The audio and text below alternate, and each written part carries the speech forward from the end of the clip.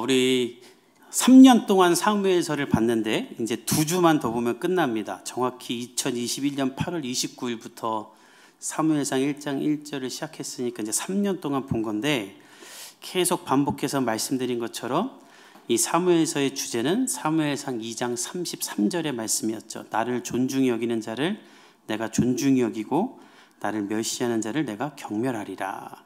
그러니까 나를 예배하는 사람을 내가 존중하겠다는 하나님의 약속이었죠. 다윗은 그 약속을 그대로 경험한 사람입니다. 그는 하나님이 기뻐하시는 예배자였고 하나님만 바라보고 예배했죠. 그래서 하나님이 높여주시는 것을 다 경험했어요. 그래서 지난주에 본 대로 인생의 마지막에 유언을 남기면서 하나님만 경외하고 공의를 행하라. 그러면 하나님이 너희를 높이실 것이다. 이렇게 이야기했습니다. 근데 안타까운 건 그렇게 끝나면 다 좋은데, 은혜로웠을 텐데, 그렇게 은혜롭게 하나님만 경외하고 하나님만 섬기라고 말해놓고는 오늘 사무엘상을 끝내기 직전에 엄청나게 큰 죄를 지어요. 얼마나 큰 죄인가? 온 나라의 전염병이 임할 만큼의 큰 죄를 지어요. 만약 성경이 사람이 기록한 소설이라면 절대 이렇게 만들지 않았을 겁니다. 그냥 아름답게 해피엔드로 끝나게 할 텐데, 이 성경은 하나님의 완전함과 인간의 연약함을 그대로 기록한 책이라 하나님의 은혜를 말한 사람이 그 다음 주에 바로 그냥 죄를 짓는 것까지 그대로 기록해요. 이게 인간의 연약함이죠. 하나님 찬양하다가도 여기서 예배 드리고도 나가자마자 죄 짓고 또 죽기 직전까지도 죄를 짓는 것이 인간입니다. 그러고 싶으려서 그러는 게 아니라 연약하기 때문에, 또 우리 안에 있는 죄성이 있기 때문에 그런 거죠. 다윗이 대표적으로 그런 사람이에요. 근데 의구심이 드는 건, 이런 다윗이 왜 하나님이 기뻐하는 예배자로 남았고 이런 다윗을 보고 왜 다윗처럼 예배하라고 교회는 말하는가. 우리가 오해하는 게 있는데, 예배자가 되라는 말은 완벽한 사람, 죄 없는 사람이 되라는 게 아닙니다. 오히려 그 반대입니다. 예배자가 되라는 것은 나의 연약함, 내 안에 끊임없이 끌어오르는 죄성을 인정해라. 그리고 스스로 답이 없음을 깨닫고 하나님이 필요하다고 말하는 사람을 예배자라고 하는 거예요. 지 혼자 알아서 잘 사는 사람이 아니라 성령님이 도우심이 아니면 나는 살 수 없습니다. 나는 부족합니다. 나를 위로해 주십시오. 나에게 은혜를 주십시오. 나에겐 예수 그리스도의 은혜가 필요합니다라고 고백하는 그 겸손함이 있는 사람이 예배자예요. 이거 없이 교회 다니면서 교회에서 직분만 가진 사람들은 직분자라고 하는 거예요. 그래서 여러분, 교회는 그래서 두 종류예요. 예배자인가 직분자인가. 목사건 장로건 권사건 할 거 없이 나는 죄인입니다 고백하는 사람인가, 아니면 그 고백 없이 그냥 자기 직분만 갖고 그냥 교회 와서 왕인 척하는 사람인가. 안타까운 건 다윗이 예배자의 모습은 잃어버리고 왕이라는 직분자의 모습만 갖게 되어 오늘 큰 죄악을 행합니다. 그 죄악은 무엇인가? 바로 인구조사예요. 우리 1절을 한번 읽어봅시다. 1절 다 같이 시작. 여호와께서 다시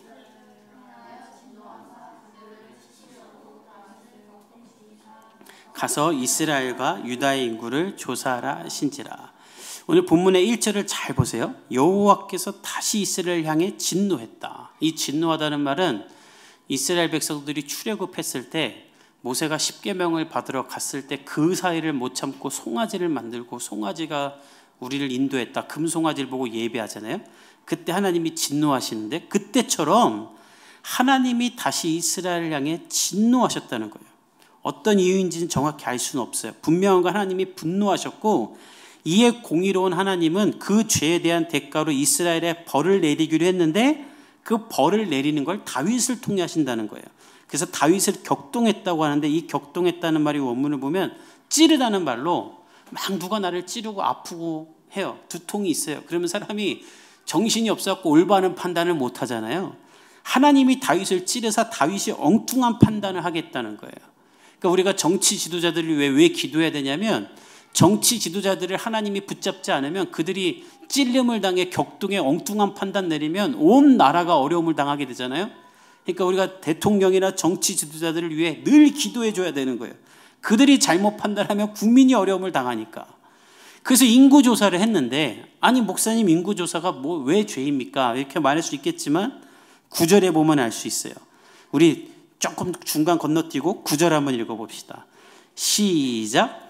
요압이 백성의 수를 왕께 보고하니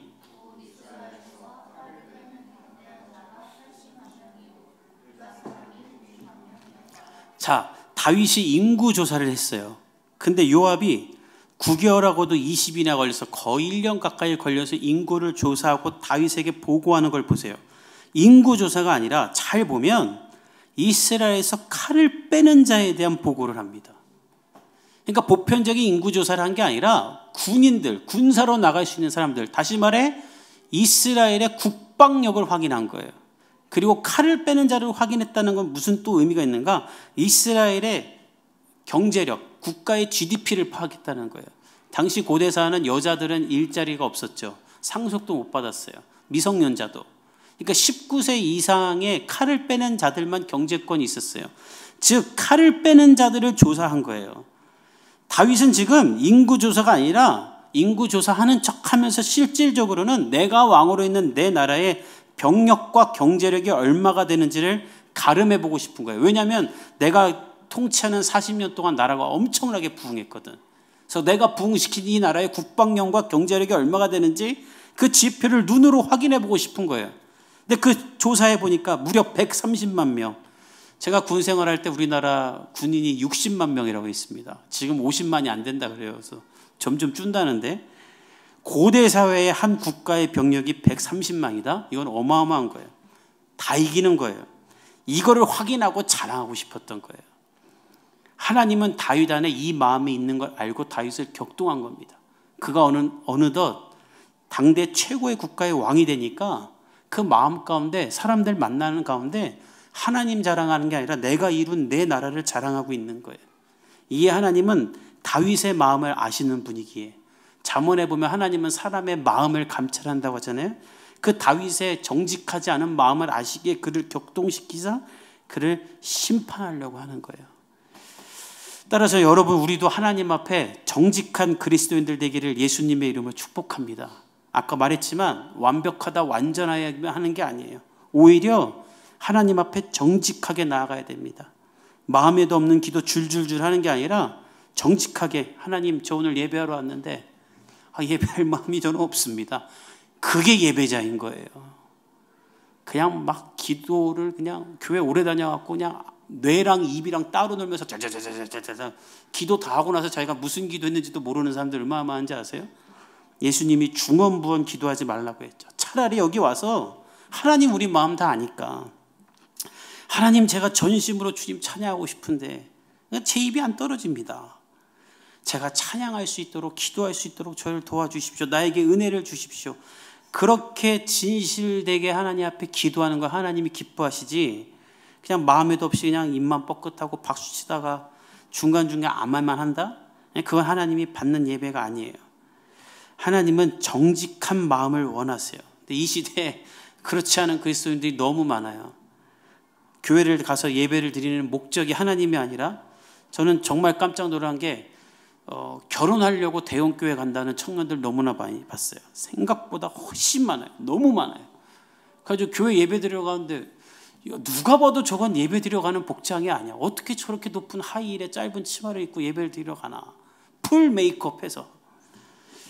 예배는 뒷전이고 예배 끝나고 놀러 갈 생각으로 사람 만날 사람으로 또 사업 파트너가 될 만한 사람 찾으러 오는 사람들도 많아요. 하나님 그걸 다 본다는 거예요. 예배 드리기도 전에.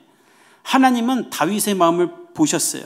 근데 이 다윗이 어느덧 내 나라는 하나님의 나라다. 이건 내 나라가 아니다. 하나님의 나라다가 이런 마음은 전혀 없고 내 나라, 내 병력은 얼마나 되나, 우리 나라는 얼마나 강하나 이것만 알고 싶어 했던 거예요. 그래서 하나님은 다윗의 마음을 격동시킨 건데 동일한 본문인 역대상 21장에 보면 이 본문을 조금 다르게 이야기합니다. 우리 자막을 통해 읽어봅시다. 시작. 사탄이 일어나 이스라엘을 대적하고 다윗을 충동하여 이스라엘을 계수하게 하리라. 이게 본문이 같은 이야기인데 너무 다르죠. 우리가 읽은 본문은 하나님이 다윗을 격동했다는데 역대상에서는 사탄이 일어나 이스라엘을 대적하고 다윗을 충동했다 그래요.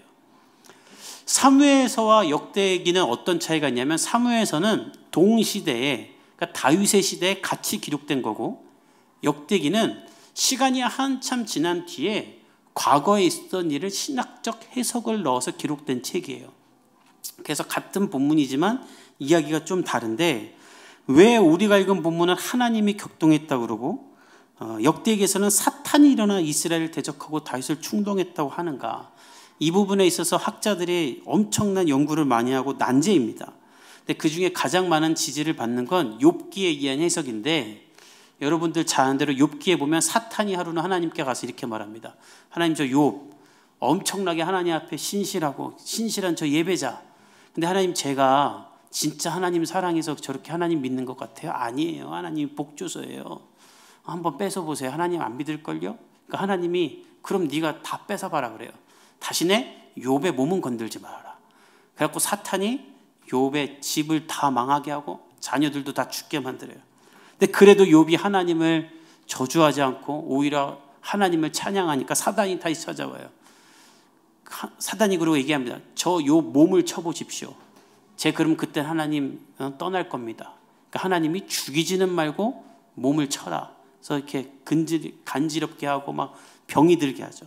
근데 그때도 욥은 하나님을 떠나지 않고 하나님이 축복을 해주시는데, 그 본문을 인용해서 이 이야기는 사탄이 하나님께 가서 하나님의 주권 아래에서 다윗을 시험한 것이다, 이렇게 말들을 합니다.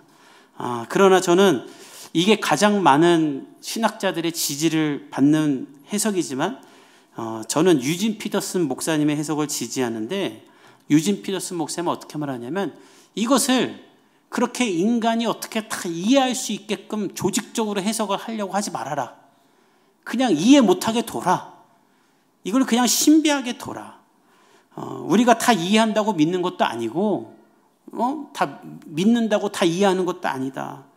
그냥 하나님께서 왜 이렇게 하셨는지 모르는 채로 그냥 두고 본문을 각각 받아들이라는 거예요. 그러니까 저는 그렇게 해석하고 싶어요. 왜냐하면 제가 여러 번 얘기했듯이 너무 많은 학자들이, 너무 많은 목회자들이 그냥 자기가 아는 대로 하나님의 말씀을 설명해 갖고 어떻게든 성도들이 이해하게끔 만들다 보니까 하나님을 내 머리로 가두는 게 있어요. 그러나 이건 해석 못합니다. 열려두면 하나님이 각자의 머리 가운데 하나님의 넓으신 뜻을 주실 수 있기 때문에 저는 그냥 이 본문의 차이를 그냥 두고 싶어요. 다만 저는 어떻게 생각하는가, 다윗과 이스라엘 각자가 하나님 앞에 분명히 범한 범죄가 있을 것이다. 그래서 하나님은 그것을 심판하고자 인구조사를 허락한 것이다라고 생각해요. 그것의 근거는 다음에 나와요. 그래서 다윗은 요압을 불러서 인구조사를 하라고 합니다. 우리 2절을 한번 읽어봅시다. 시작. 이에 왕이 그 곁에 있는 군사령관 요압에게 이르되, 너는 이스라엘 모든 지파 가운데로 다니며 백성의 수를 내게 보고하라 하니, 다윗은 군사령관 요압을 불러서 단에서부터 브에세바까지, 최북단에서 최남단까지, 우리나라로 치면 백두산에서 한라산까지 다 인구조사를 하라는 거예요. 이 말을 들은 요압은 깜짝 놀랍니다. 왜냐하면 이게 하나님께 범죄하는 거기 때문에. 아까도 말했지만 이것은 하나님의 우리의 힘이고 하나님의 우리의 능력인데 굳이 인구조사를 왜 하나. 또 출애굽기 30장 11절에서 16절에 보면 하나님은 인구를 조사하게 되면 할 때 그 계수에 드는 사람들마다 반세개씩 내어서 질병에 걸리지 않게 하라 하세요. 한 사람 셀 때마다 한 사람에 대한 헌금을 내라는 거예요. 왜냐하면 하나님에게는 그냥 사람은 숫자가 아니에요. 하나님에게는 한 사람 한 사람이 존귀한 자고 나의 형상으로 지음받은 사람이에요. 그래서 그 사람을 숫자의 하나로 포함시키는 거 하나님은 원하지 않으세요.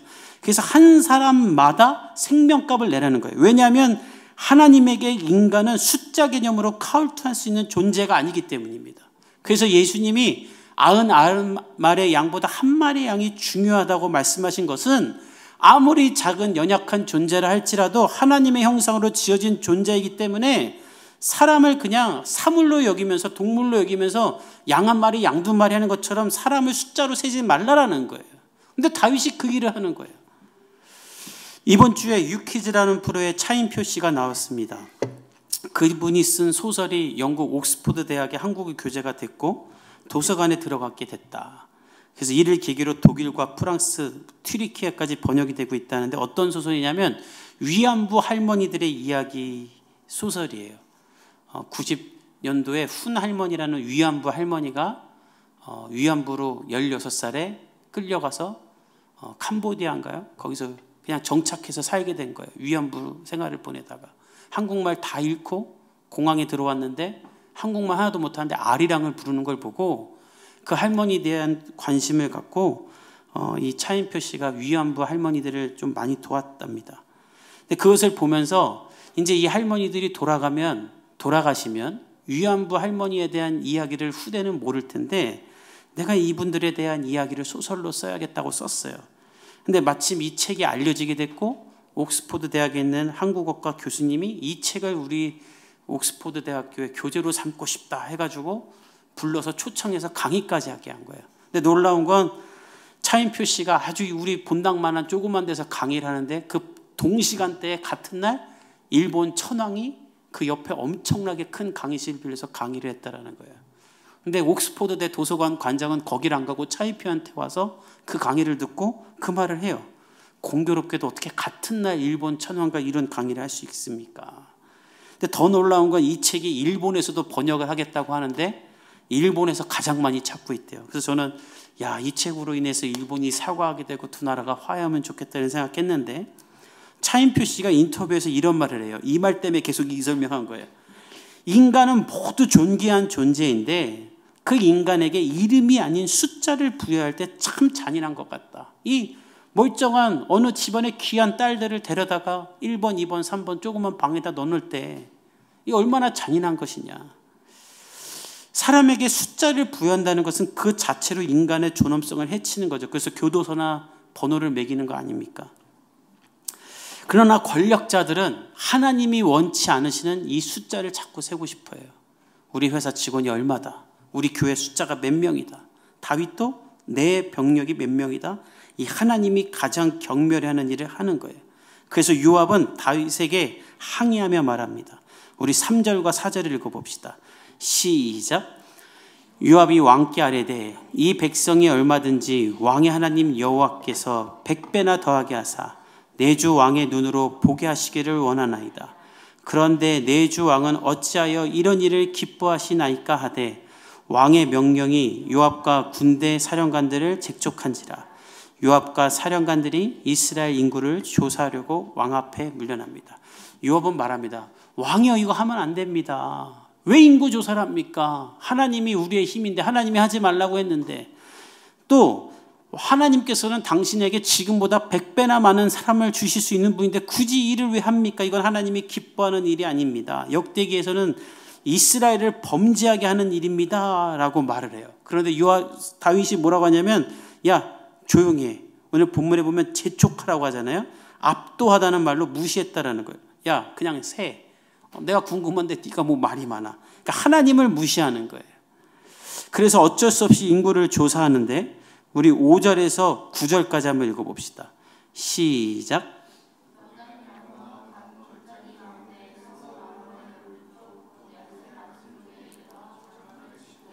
길앗에 이르고 닷짓 흠시 땅에 이르고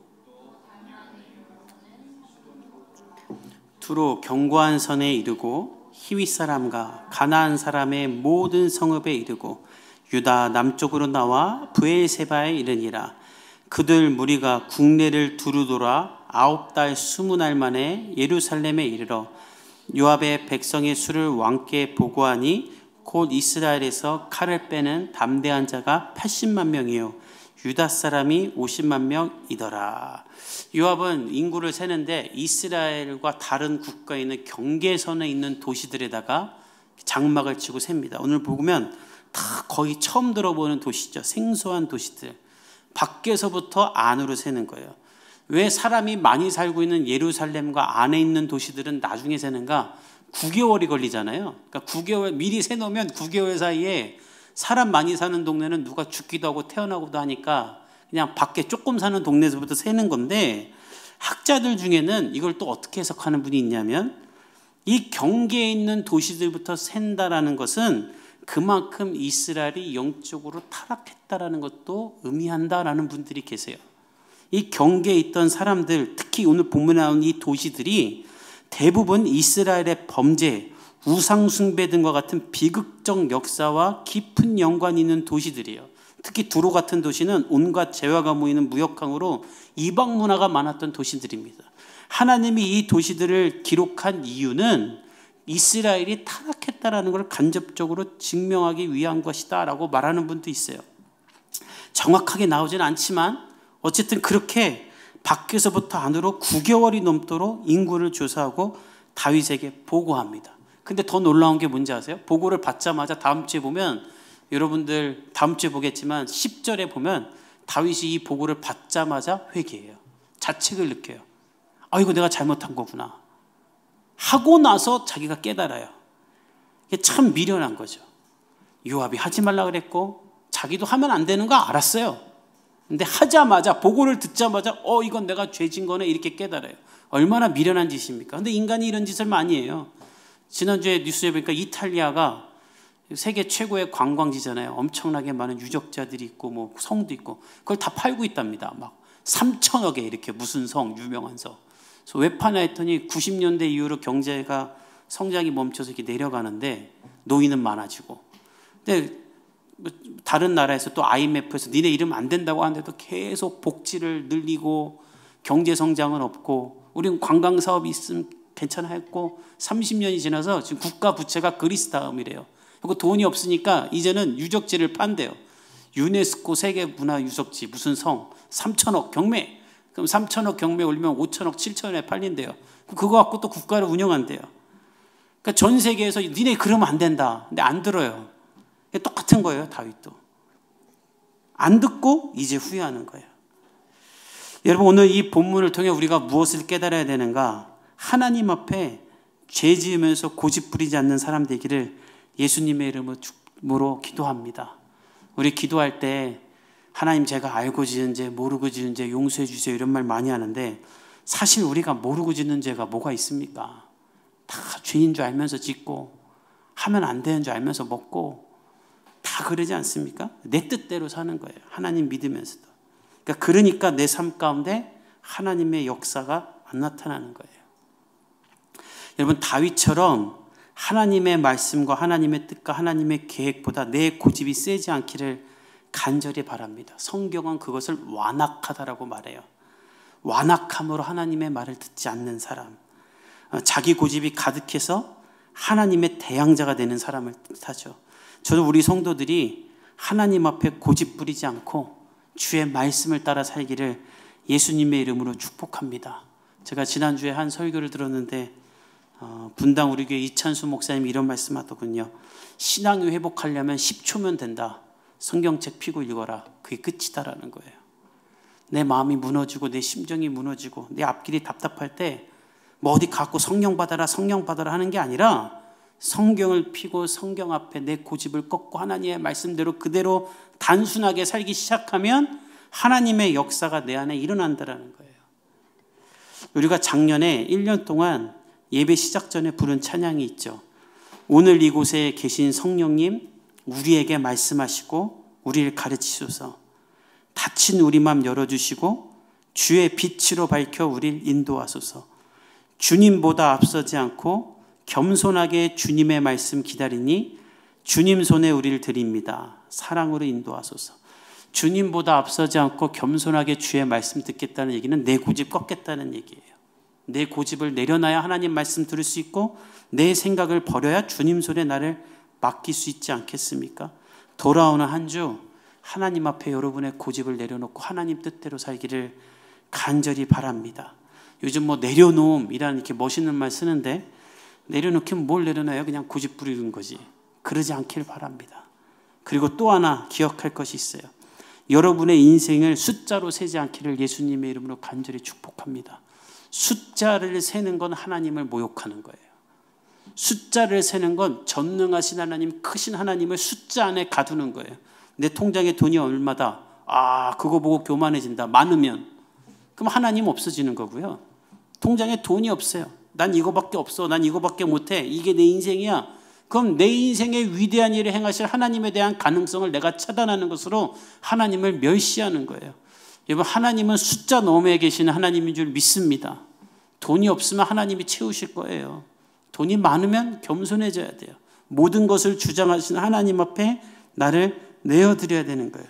돌아오는 한 주 여러분의 삶이 숫자 안에 갇히지 않고 위대하신 하나님, 전능하신 하나님 앞에 갇히기를 예수님의 이름으로 간절히 축복합니다. 아멘. 우리 함께 기도하며 나가도록 하겠습니다.